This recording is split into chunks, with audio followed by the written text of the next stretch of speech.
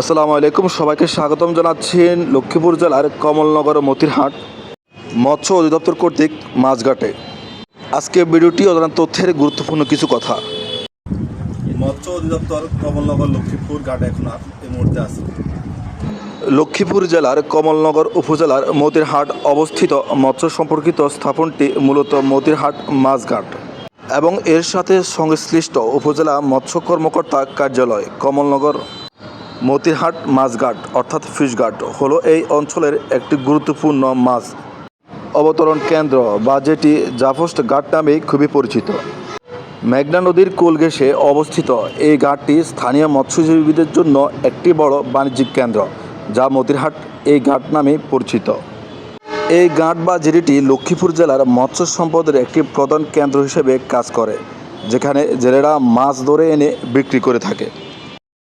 এই অঞ্চলের বেশিরভাগ মানুষ শ্রমজীবী, খেটে খাওয়া মানুষ, যা দিনে আনি দিনে খায় এবং জেলেদের সংখ্যা অনেকই বেশি।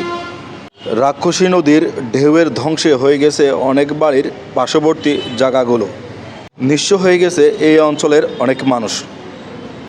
এই মাছঘাট এবং এই অঞ্চলের মানুষের জীবনযাত্রার মান উন্নয়ন দেখার জন্য শেষ পর্যন্ত ভিডিও থাকার জন্য অনুরোধ রইল।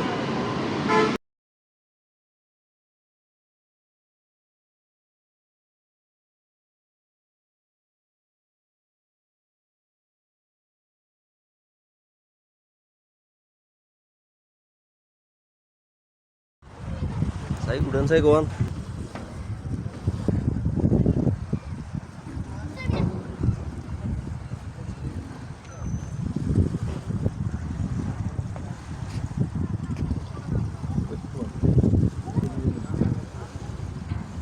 Tarar saya ini deh dia.